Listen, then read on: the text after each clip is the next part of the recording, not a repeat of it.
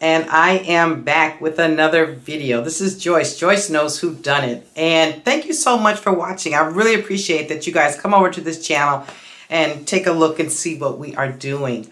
If you like the channel, please feel free to subscribe. I mean, you're watching it, you might as well subscribe to it. And leave a comment. I'm always interested in what does your intuition say, because we all have that intuition that in our gut, that gut feeling you want to call it. We all do. And so I love to hear what you have to say. I'm always commenting back with you. Don't forget to thumbs it up and ring the notification bell so you know when I'm going to have another video. So I'm going to do today Sam Cooke. This is kind of interesting because I have been thinking for a couple of days about looking into Sam Cooke's murder. And on the very morning that I woke up and I said, I think I'll do this, I went to my email. You know, I checked my emails, and the very first email was a young lady writing me and asking me would I ever do Sam Cooke. And I'm like, okay, God, that's the message. I got it. That's what you want me to do, higher power. And so that's what I'm going to do. And I'm also going to do Chris Watts, but I'm going to do it towards the weekend. So watch out for that. And you remember Chris Watt. He's that nice looking guy. Great wife, 2 little girls, and he killed them all. So let's see what was in the mind of that murderer. But Sam, or Samuel Cooke, was born January 22nd, 1931. Now, something amazing about Sam, which is the first one I've had since I've done these, he's born on the 22nd of January. 22 is a master number. So I say that to tell you that a master number is a number that really can't be reduced. You know, we will, but it stands on its own. It is the master teacher number. It is the number where you learn terrific lessons through life. So he had a lot of lessons to learn. And he had a lot of lessons that he taught us. He was a teacher without, you know, being a formal teacher. He was born in Clarksdale, Mississippi. They called him the King of Soul because from the way that it looked as if he created soul music, and he helped people like Al Green and Aretha Franklin and many others in that same genre. Because he started out in the church where a lot of soul singers sing. And he was with the Soul Stirrers, and then he was really liking the sounds of more of that soul sound versus the gospel sound. And he was really torn between should he do that or not, because his family was very religious, their friends, the community, and to go into pop music would be a real slap against the family. But he just knew that that's the direction that he needed to go. He sang songs like You Send Me, Chain Gang, Twist the Night Away, just some of the songs. So Sam was married twice. His first wife died in an accident, and even though he was divorced from her, he still paid for the funeral. Now, he remarried a lady named Barbara, and they ended up having 3 children. And sadly, one of the children died in the pool. So Sam was devastated behind that. It really kind of put a whole slant on his life. It made him much more serious about life and his career. And then he was going on a trip from St. Louis to Greenville, Mississippi, and it was his driver and himself and another person, and they were driving along, and they had got in a terrible car accident, so much so that the driver died and the other people were hospitalized. So you can see all around him was this death, because when he died, he was only 33 years old. I didn't realize he was that young. So let's talk about the night that this happened. And this happened on December 11, 1964. And so for those people, anyone that's in my numerology class, can you hear that? He was born 22nd day. He was born on a master number day, and he died on a master number day, the number 11, except for the number 11 is a harsher number. That's a master number as well, but you have harder lessons to learn. And so he knew he was down here to learn life lessons. So what happened was he was at a club on December 11th, and he was hanging out with friends, and they had sat down at a table together talking, and he had gotten a big sum of money, and he was waving the money around and being very free with drinks and things like that. His friends proceed to leave, and he decides to go to the bar. He goes to the bar, and this lady had been watching him most of the night. They had been doing that eye contact flirt thing. She finally approaches him. Well, they sit, they have drinks, they talk, and they're just having a gay old time together. At some point in the evening, her story is that she says that she's got to go home, and that he says he'll take her. And she's keep insisting that, I've got to go home, I got to go home. Even though she's seen all this money, she's at the bar by herself. Had been talking to different men before he finally approached her. But she had to go home. That's what she's saying. She says that instead of taking her home, he took her to a hotel in Hollywood, the Hacienda Motel, and that he proceeded to grope her and rip her out of her clothes and attempting to rape her. She was able to excuse herself to go to the bathroom in the midst of this so-called chaos. Wants to make a break for it, but finds the windows are all locked. She comes back out of the bathroom, and now he's got to go in the bathroom.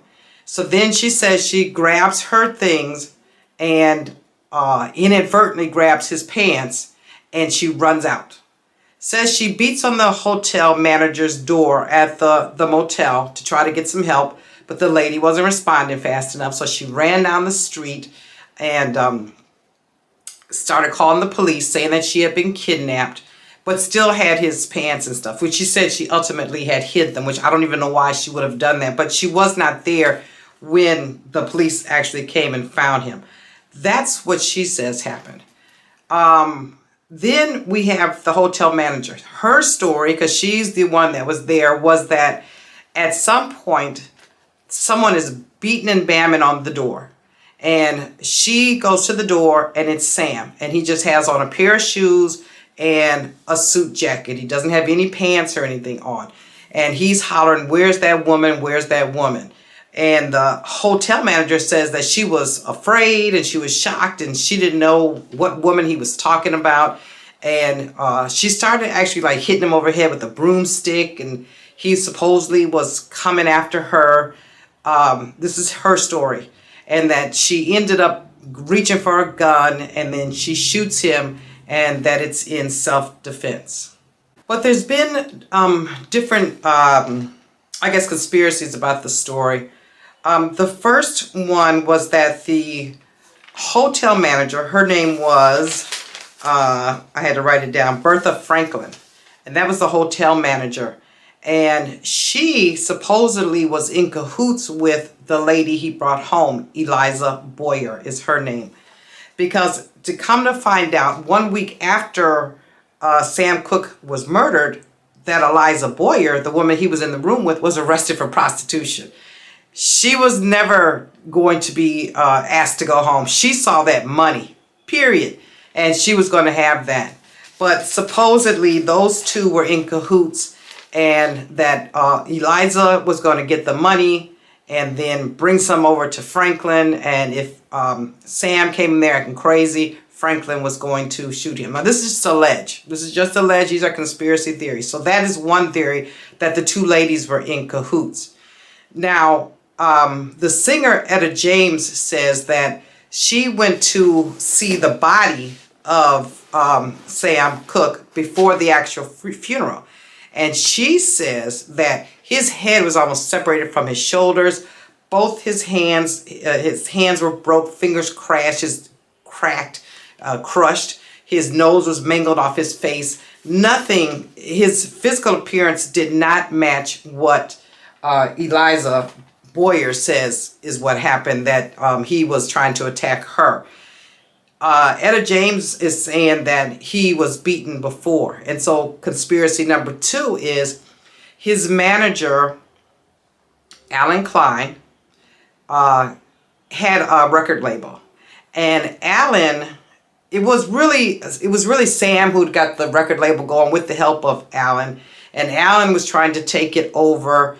And Sam found out what was going on. This all really is true. Sam found out what was going on. He had contacted Alan and said, I'm coming to New York the next day, and the next day or two, and we're going to sign a contract. We're parting ways, and I want all my music back.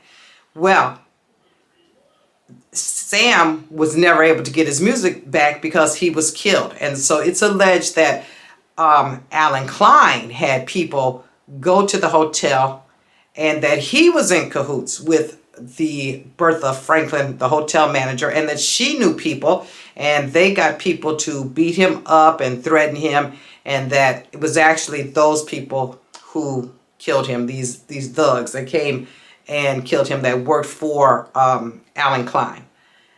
So those are the theories of what happened. Ultimately, they found the autopsy made it the report that it was a justifiable homicide. No one has ever truly researched in depth into the conspiracy theories. But in the aftermath, Alan Klein, he got to keep all of Sam's songs. He even put out songs. I know he did Shake, that came out, if you remember that song back in the day. And I think A Change Is Gonna Come was the name of the other one. As far as Bertha Franklin, the hotel manager, she ended up suing the Cooke family for compensatory damages and mental stress, and she was going to sue them for $200,000. And his wife countersued for $7,000 to make this lady pay for the funeral, and ultimately it went to court, and Bertha had Eliza Boyer testify with her, working together, and they testified and they won $20,000 from that particular lawsuit against the Cooke family. And then in time, Bertha Franklin passed away in 1989, I believe, and Eliza Boyer, the actual prostitute, she wasn't someone trying to get home. She wasn't a nice lady on the corner out for a cocktail. That wasn't the case.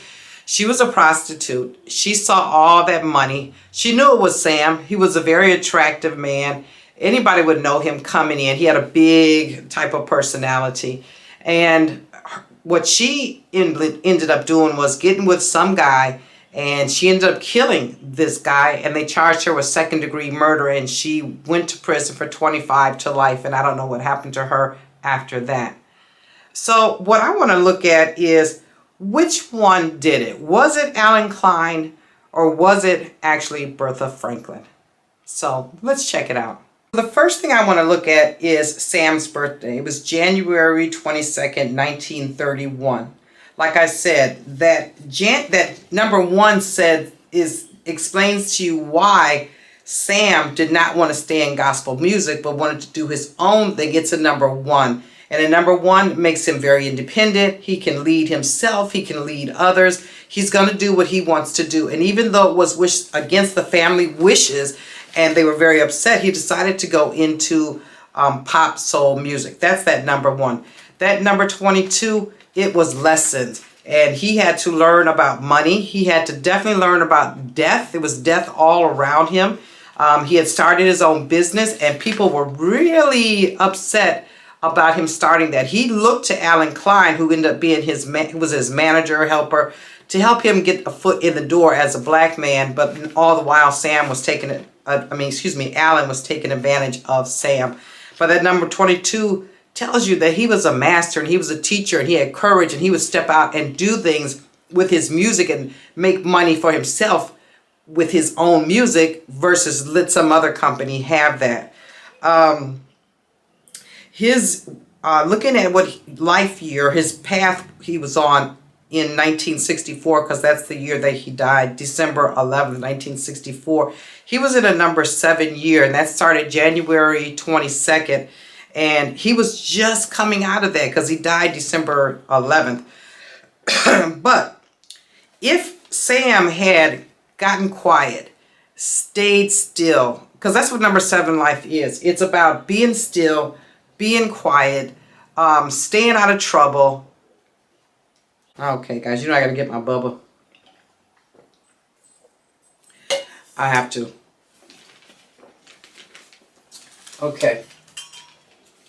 If Sam had have been quiet, sat down, really focused on himself and his own personal growth and where he wanted to go, where his goals were going to be, it would have been perfect. His business would have blown up because he had gotten artists to get on with his label and everything else, including Bobby Womack.